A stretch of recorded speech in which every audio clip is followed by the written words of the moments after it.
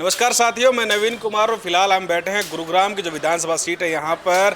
और यहाँ पर मज़ेदार मुकाबला होने वाला है मोहित ग्रोवर और मुकेश शर्मा जी के बीच में। तो कुछ मौजूद आदमी हैं हमारे साथ, उनसे ज़रूर बात करें क्या कुछ रुझान है अब की बार हरियाणा का, साथ ही साथ गुरुग्राम विधानसभा सीट का। बाबा राम राम। राम राम जी।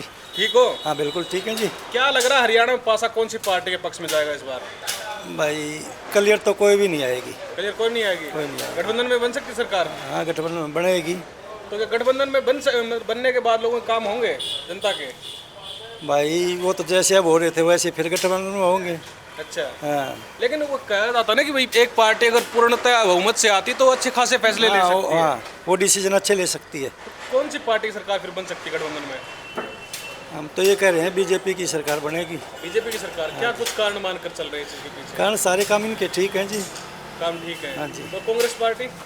कांग्रेस पार्टी ये फ्री कर दो, ये फ्री कर दो, वो फ्री कर दो, ये हमें अच्छा नहीं लगता जी। फ्री की चीज़ों से मतलब जनता उब चुकी है। हाँ उब चुकी है जी। तो हरियाणा में जो निर्दलीय है अब की बार, उनका क्या कुछ रुझान रह सकता है? क्या वो पार्टियों के जो मेन कैंडिडेट है उनके वोट काटने का काम करेंगे इस बार? हाँ बिल्कुल काटने का काम करेंगे जी। किसको घाटा ज़्यादा लग रहा है इससे? इससे बीजेपी को घाटा ज़्यादा लग रहा बीजेपी है। को घाटा लग रहा है। सरकार किसकी बनती नजर आ रही है हरियाणा में इस बार? सरकार तो जी सबकी टक्कर है, आपस में हर जगह हर चीज टक्कर है। कहीं की देख लो, दोनों है भी कोई सी नहीं रहने की, दोनों के बराबर की टक्कर है इस बार। तो किंग मेकर कौन बनेगा फिर? निर्दलीय? निर्दलीय जाएंगे जी। तो अन्य पार्टियां, हरियाणा क्षेत्रीय पार्टियां जेजेपी और इनेलो, उनका क्या कुछ रहने उनका तो कुछ है ही नहीं, आसपास भी कोई ढूंढने का नहीं पूछ रहा उन्हें तो। क्या कुछ कारण है? उनका कारण ही सब कुछ खत्म हो चुका है। उन पहले एक तो गठबंधन बीजेपी के साथ, सबसे बड़ा कारण तो वही है। जो अपने लोग हैं जिन्हें एक तरफा वोट दी थी वो सारी खराब हो गई, फिर एकदम मिल गए। अच्छा, हरियाणा में पहले 10 साल कांग्रेस का शासनकाल रहा है, फिर बीजेपी का शासनकाल रहा है, कौन सी पार्टी का शासनकाल अच्छा लगा आपको? वैसे तो बीजेपी का ही ठीक था, कुछ मिला के तो कुछ परसेंट ठीक रहा, पर क्या है कि सुधार कुछ नहीं है, इतना कुछ नहीं है गुड़गांव में। अब यहीं पे ही हर जगह देख लो, हर जगह पानी वानी सब तहस महस हो जाता है हर जगह का। तो कौन सी सरकार इन कामों से निजात दिला सकती है लोगों को? सरकार कुछ नहीं, जो जीतेगा वो अपनी जेब भरेगा। जो जीतेगा अपनी जेब भरेगा। हाँ जो जीतेगा वही जेब भरेगा अपनी, अपने घर भरते हैं, अपने बच्चों को गाड़ी वाड़ी दिलाते हैं बढ़िया सी, और उन्हें मौज दिलाते हैं। सबसे बड़ा काम ये होता है उनका। जनता क्यों पिसती है फिर इस चीज़ में? जनता को तो ये क्या नाम है, बस लालच है कि हाँ, लालच क्या कहते हैं कि अधिकार दिया गया वोट गिरो, अच्छा। बस इसलिए वोट गिरने जाती है अपनी जनता। तो क्या जनता के बीच कोई ऐसा चेहरा नहीं है जो इन सब चीज़ों से निजात दिला सके, इन चीज़ों का सोल्यूशन करवा सके? कर बहुत मुश्किल है ऐसा होना। बहुत मुश्किल है। भाई सरकार किसकी बन रही है हरियाणा में इस बार? हरियाणा में बीजेपी की बीजेपी? कितनी सीटें मानकर चल रहे हैं? सीट साटी तो पता नहीं। कारण क्या है सरकार बनने का? बीजेपी में काम हुआ हमारे साइड उस साइड काम होते हैं। कांग्रेस पार्टी? कांग्रेस का तो अभी इतना चुनाव में कोई रुझान नहीं है। समस्याएं क्या है आम जन की? ट्रैफिक बहुत लगता है गुरुग्राम में। ट्रैफिक है, गलियाँ खराब पड़ी है सारी, गलियां खराब पड़ी है। पानी पुनी की समस्या है इधर। तो कौन सा ऐसा नेता जो ये काम करवा सकता है यहाँ पर? तो अभी तो नेता आएगा उसी का फोटो करेंगे तो भी अच्छा, नेता लोग मिलते हैं आप लोगों से यहाँ पर आकर कभी कि भाई क्या कुछ समस्याएं हैं? तो वोट लेने के लिए आएंगे अब। वोट लेने के लिए आएंगे। सरकार किसकी बनेगी? कांग्रेस की। कांग्रेस की? क्या कुछ कारण है? कांग्रेस बदलाव चाहिए बदलाव चाहिए जी। बदलाव क्यों चाहिए? बदलाव इसलिए चाहिए क्योंकि गलियां आलियाँ बनती नहीं, रोड वोड कुछ बन नहीं रहे, काम कुछ हो नहीं रहा है, लाइट की व्यवस्था बढ़िया नहीं है, इसलिए। सरकार तो कहती है कि हमने लाइटिंग वगैरह प्रॉपर दे रहे हैं हम। वो सब कागजों में है। वो सब कागजों में है। तो यहाँ कितनी कुछ- सीटें लग रही फिर कांग्रेस की? कांग्रेस की सरकार आ रही पूर्ण बहुमत से। पूर्ण बहुमत से? तो जी। बीजेपी कहाँ दिखाई देगी? बीजेपी तो अब गई इस बार। गई इस बार? कितनी सीटें, कोई आकलन? आकलन क्या, बहुमत से आ रही है। बहुमत से। साथियों नमस्कार, मैं नवीन कुमार और फिलहाल गुरुग्राम का ये चौधरी देवलाल स्मृति उद्यान है और यहाँ पर बुजुर्ग मौजूद है हमारे साथ। इनसे ज़रूर जानेंगे हरियाणा की राजनीति के बारे में, किस तरह से उतार चढ़ाव की जो राजनीति है वो लगातार जारी है, कौन सी पार्टी के प्रति यहाँ के लोग अब की बार ज़्यादा वफादार हो पाएंगे और किसकी सरकार बनेगी। बाबा राम राम। राम राम भाई। ठीक हो? बढ़िया। क्या लग रहा है सरकार किसकी बन पाएगी इस बार? भाई सरकार तो हमें तो लग रही है कांग्रेस की। कांग्रेस की? क्या कुछ कारण है? कारण भाई यही है कि भाजपा का अब तक हिसाब किताब बिगड़ता ही रहा है। एक तो खट्टर पहले वहाँ सेंटर में भेज दिया तो वो भी ऐसा ही था, ना तजर्बेकार आदमी था, अब ऐसे ही अब सैनी बैठा दिया है ये, तो इसलिए भाजपा का इतना हिसाब किताब बढ़िया नहीं है। हरियाणा की जनता के हिसाब से कारगर सिद्ध नहीं हो रहे नेता ये? नहीं।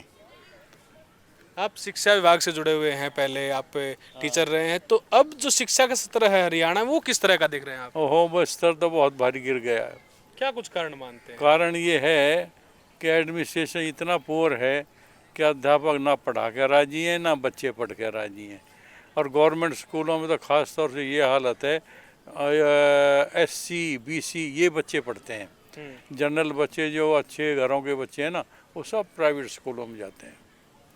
क्यों नहीं जा रहे वो सरकारी की तरफ रुझान ना उसका होने कारण ये है कि सरकार की तरफ से किताबें मिलती हैं, बस्ता मिलता है, साइकिल मिलती है, वजीफ़ा मिलता है, वो बच्चे ही जा रहे हैं।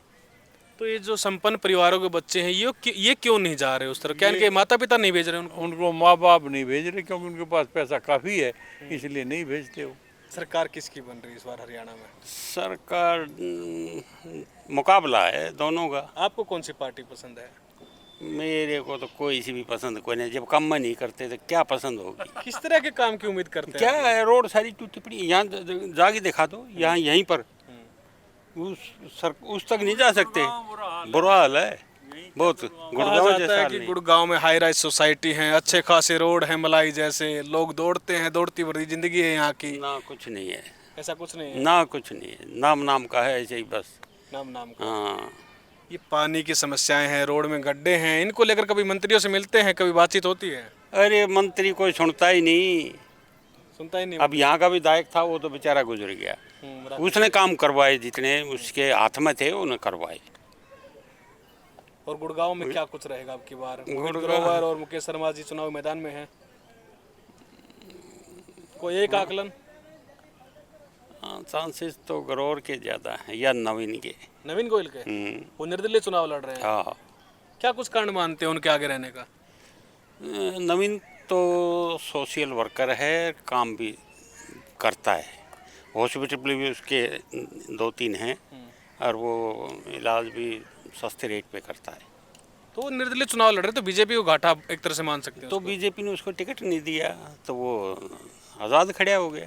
नमस्कार साथियों, फिलहाल मौजूद हैं गुरुग्राम की विधानसभा सीट पर और यहाँ पर कुछ समर्थक मौजूद हैं पार्टियों के, उनसे जरूर बात करें कि क्या कुछ रुझान है लोगों का, किस तरह सरकार बनेगी और गुरुग्राम की विधानसभा सीट से मुकेश शर्मा जी आगे रहेंगे या फिर कांग्रेस पार्टी की तरफ से कोई रुझान नया बनेगा। जी नमस्कार।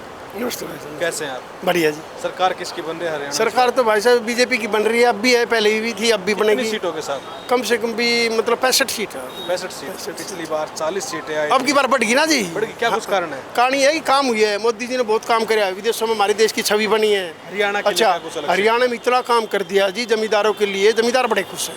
अच्छा, बौद्धा वर्ग बहुत खुश है। और कौन कौन सा वर्ग? और ये अपने जो भी बौद्ध वर्ग है, देखो भी किसी के नाम गिनाऊं, अपने सारे हम भी बौद्ध वर्ग में बैठे हैं। अच्छा, मुकेश शर्मा जी काफ़ी लंबे समय से राजनीति कर रहे थे, टिकट नहीं मिल पाई थी। नवीन गोयल लगातार यहाँ पर एक तरह से बाट जोड़ रहे थे कि उनको टिकट मिले, टिकट नहीं मिला उनको, वो निर्दलीय चुनाव लड़ रहे, कितना घाटा? ऐसे जी बाबू जी, बात क्या हुई, वो भी देखो लगे हुए थे 15 साल से, मुकेश शर्मा जी लगे हुए थे 25 साल से। ये बहुत पुराने वर्कर है बीजेपी के और इन्होंने समाज के लिए इतना काम किया है, लोगों का आना जाना, गरीबों को कैंप लगवाने, दवाइयाँ दिलानी और गरीबों को बेचारों को राशन भी दिया अपनी जेब से। कांग्रेस पार्टी कहाँ दिखाई दे रही है हरियाणा में? कांग्रेस तो जी कुछ एरिया है जो सोनीपत साइड ना, वहाँ कुछ बता रहे हैं, हमने तो खैर वहाँ सर्वे नहीं कराया, झूठ बोल रहे, पर बता रहे हैं यहाँ तो सारा अपनाएंगे तो चले जाओ, और रेवाड़ी वगैरह सारा, दादरी वगैरह ये है ना, भिवानी, ये सारा भी। मतलब अहिरवाल और दक्षिण हरियाणा एक तरह से हाँ जी, हाँ जी, बीजेपी मजबूत है। हाँ जी, मजबूत है। क्या कुछ कारण मानते हैं? कहानी यही है जी, लोग वहाँ पर कमजोर, वो क्या है जी, लोगों को मतलब उनका वो हुड्डा का वहाँ वो है एक तरह से, हुड्डा का ओढ़ हाँ वो गृह क्षेत्र है। कैसा लग रहा है हरियाणा का चुनाव इस बार? भाई हरियाणा का चुनाव बहुत बढ़िया लग रहा है और बीजेपी की बेड़ा पार है बीजेपी का। कितनी सीटों के साथ? जो भाई साहब ने बताया मतलब 65-70 सीट आराम, हाँ बिल्कुल आराम। बाकी अन्य पार्टियां हैं, कांग्रेस है, बीजेपी है, ले जाएगी इनेलो थोड़ी ले, कांग्रेस थोड़ी ज़्यादा ले जाएगी, बीजेपी थोड़ी कम ले जाएगी, बस ये है। मतलब बीजेपी के ऐसे लड्डू उनके भरे भरे हैं। ना वे बोरा में खुश हो जाएंगे वे। हाँ, लड्डू तो बीजेपी ने चाहिए, बीजेपी ने काम करे है, देखो इसने लड्डू वाला काम करा है बीजेपी ने, इसलिए इसने लड्डू है, समझो ना। कांग्रेस की कितनी सीटें आ सकती हैं? कांग्रेस की अब ये देख लो, मतलब 20 सीट तो आए ले जाएगी वो जो 20 सीट। हाँ तो विपक्ष मजबूत हो पाएगा हरियाणा में? भाई देखो तो आने वाला टाइम बताओ, विपक्ष मजबूत हुए ना हुए, लेकिन विपक्ष मजबूत कुछ ना रहेगा, समझो ना, बस जो कुछ रहना है बीजेपी ही रहनी है बस। अच्छा, हरियाणा निर्दलीय अब की बार काफी चुनावी मैदान में, क्या लगता है? भाई निर्दलीय जिसमें दम है वे जीतते भी है निर्दलीय। कोई ऐसा कैंडिडेट जो आपकी तरफ से आपको लगता हो कि हाँ ये निर्दलीय अब की बार अच्छी बाजी मार सकता है हरियाणा में? भाई देखो मैं ज़्यादा घूमता नहीं इतना, मैं तो ये मुकेश भाई अपना साथी है, हम इधर आ जाते हैं, ओपी धनखड़ है वहाँ चले जाते हैं। बादली वाली विधानसभा सीट पर? हाँ जी हाँ जी। अच्छा, पास में एक बहादुरगढ़ की विधानसभा सीट भी लगती है। हाँ जी हाँ जी। क्या लग रहा है वहाँ पर दोनों का भाईचारा फिर से एक हुआ, दिनेश का और नरेश का, फायदा मिलेगा? भाई एक होगा तो फायदा तो कुछ न कुछ मिलेगा जरूर। अच्छा, हाँ जी। कितनी सीटें निकाल सकती है बीजेपी? बीजेपी अब अगर 50 से ऊपर जाएंगी। 50 से ऊपर, मतलब पिछली बार से बढ़ जाएंगी चीज़? हाँ बढ़ने के चांस है। और कांग्रेस पार्टी? कांग्रेस तो डाउन ही रहेगी जी। कांग्रेस डाउन रहेगी? हाँ जी। अच्छा, हरियाणा में मनोहर लाल खट्टर जी मुख्यमंत्री रहे हरियाणा के 9.5 साल, फिर चेंज क्यों कर दिया गया उनको, क्या लगता है? भाई ये देखो राजनीति का सिस्टम ये है कि उन्होंने वोट इकट्ठे करने हैं अच्छा, कि अब जैसे उनके वोट इकट्ठे हो गए, अब सैनी साहब बना दिया, सैनियों को भी इकट्ठे कर लेंगे। ये एक राजनीतिक स्टैंड होते हैं। पंजाबियों को फिर एक साथ रख पाएंगे वो? क्यों नहीं रख पाओगे भाई? क्या कारण लगता है? क्योंकि अनिल विज जी तो लगातार नाराज चल रहे हैं, अपने सीएम जो खट्टर जी थे वो सेंटर में चले गए। भाई चले तो गए लेकिन उनकी पकड़ तो वहाँ तक है ना अभी भी। पकड़ है अब तक? हाँ क्यों नहीं। तो फिर नायब सिंह सैनी को अपना क्षेत्र क्यों बदलना पड़ा? विधानसभा के लिए चुनाव लड़ रहे, वो लाडवा चले गए वहाँ से। भाई ये इतने गहराई गए उसमें मैं बता नहीं सकता, लेकिन लेकिन ये इनका राजनीतिक स्टैंड बदलते रहते हैं, उधर से इधर चले जाते हैं, कोई इतनी बड़ी बात नहीं, वो वहाँ से बन जाएंगे। सरकार किसकी? बीजेपी। सीटें? सीटी 50-60। 50-60? हाँ। एक आंकड़ा कोई फिक्स है?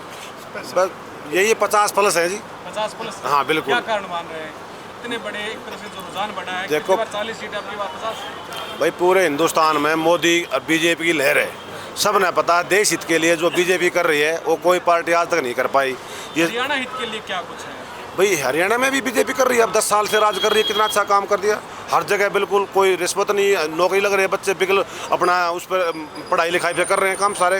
पहले नेता लोगों के आदमी लगते थे नौकरी, अब बिल्कुल अपने उस पर लगते हैं, जो लायक है उसके उसी हिसाब से मिल रहे हैं, ईमानदारी से काम हो रहा है। बिल्कुल ईमानदारी से आप पार्टी के खुश है एक तरह से? बिल्कुल। तो किसको श्रेय जाता है, मनोहर लाल खट्टर जी को या फिर नायब सिंह सैनी जी को? नहीं, मनोहर लाल खट्टर करके पहले तो उनको था ही उनका, तो अभी नायब सैनी तो अभी आए हैं, अभी आगे गवर्नमेंट आएगी जब ये चलाएंगे या जो भी चलाएगा उसके देखेंगे। अब नायब सैनी का तो इतना जल्दी रिजल्ट नहीं दे सकते। अहिरवाल का एक बड़ा क्षेत्र पड़ता है, 12-13 विधानसभा सीट आती है, यहाँ से हमेशा पैरवी होती रहती है कि यहाँ सिर्फ सीएम बना जाए। उधर अनिल विज जी ने भी डिमांड रखी कि मैं भी सीएम पद का दावेदार हो सकता हूँ, तो कौन सा अच्छा सीएम के चेहरे पर हरियाणा में हो सकता है? देखो सीएम तो भाई देखो जो पुराने नेता है भाई, यहाँ से हिरवाल से जो है राव इंद्रजीत हैं, वो भी बहुत पुराने नेता हैं भाई, उन्होंने भी बहुत मेहनत करी है अपने उसके लिए। अच्छा, टिकटों का जो वितरण हुआ उसको कैसे देखते हैं बीजेपी पार्टी की तरफ से? भाई ये तो ऊपर वालों की बात होती है, किसको देनी है किसको नहीं देनी है। गुरुग्राम में क्या लग रहा है, पहलवान जी मुकेश जी बाजी मार जाएंगे? भाई उनका भी टफ ही मुकाबला है। अच्छा, नवीन गोयल भी यहाँ से टिकट की मांग कर रहे थे, उनको टिकट नहीं मिली, वो निर्दलीय चुनावी मैदान में है, तो नुकसान होगा बीजेपी को? बिल्कुल होगा जी। तो कांग्रेस मजबूत है फिर यहाँ पर? अभी तो कुछ कह नहीं सकते जी। अच्छा, हाँ। तो हरियाणा में बीजेपी और कांग्रेस की कितनी सीटें लग रही हैं आपको?